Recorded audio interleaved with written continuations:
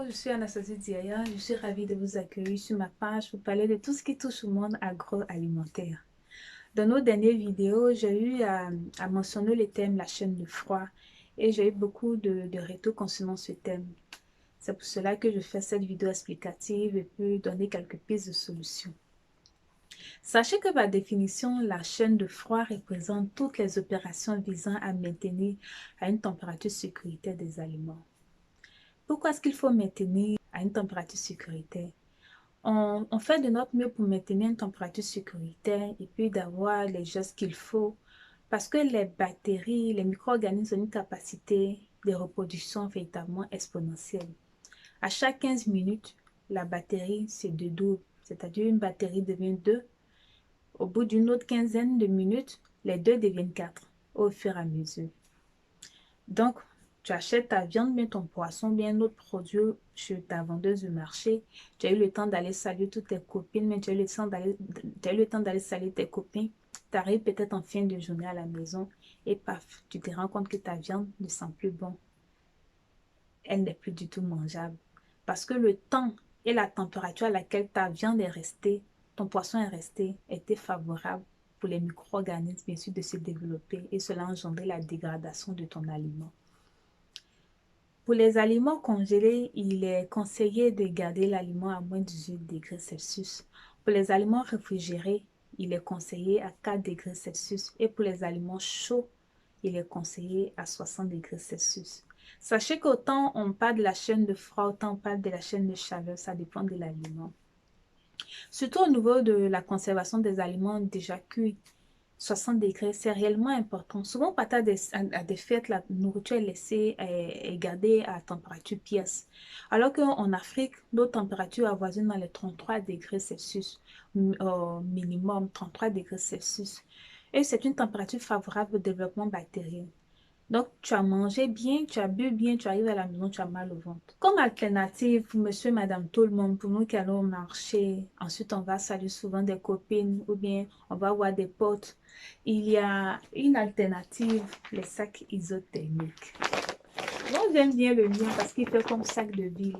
Vous voyez comment est-ce qu'il est à l'intérieur. On a l'impression d'avoir du papier aluminium à l'intérieur. Ça, ce sont les sacs isothermiques. Les sacs isothermiques, c'est un précieux moyen, c'est un précieux outil. Moi, je l'aime bien, je le transporte un petit peu partout. Il y a différents formats. Il y a certains qui sont pliables. Par contre, il y a d'autres comme ceux qui sont plus comme des villes, là. C'est difficilement pliable.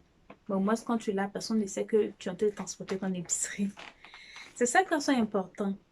Tu achètes tes produits alimentaires, tu peux les conserver à l'intérieur. La température est gardée. Mais pour plus encore de sécurité, moi j'ai des packs. Il y a des packs comme ça. Vous voyez, ce sont des beaux petits packs. Il y en a de plus gros formats. Ces packs-là, c'est comme si tu te baladais avec des glaçons.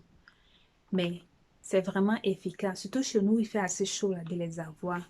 Donc, tu achètes tes produits alimentaires, tu les mets. Quand je parle de produits alimentaires, ce ne sont pas les pâtes, les spaghettis. Non, non, c'est la viande, le poisson, le crabe, les crevettes.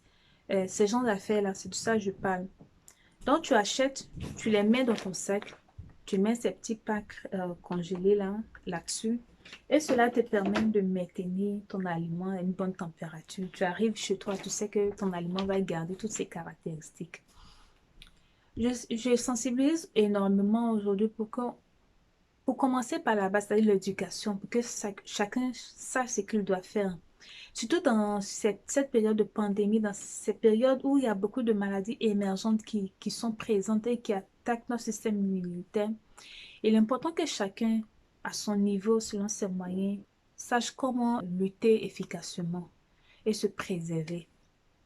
Donc, utiliser ces moyens qui peuvent être banals, mais qui sont d'une importance. Parce que même les camions frigorifiques qui se baladent dans les villes, qui transportent les aliments, c'est toujours dans le même principe. Donc, ayez vos sacs isothermiques. Et si vous ne pouvez pas avoir les packs, je peux comprendre parce que vous êtes au bureau, vous ne pouvez pas répartir à la maison, mais vous pouvez avoir vos sacs isothermiques pour vous balader. Et même quand vous faites les repas pour les enfants, peut-être je ferai une vidéo spéciale pour les enfants. Vous pouvez prendre ces packs et puis mettre dans leur petit sac pour qu'ils puissent transporter leurs aliments.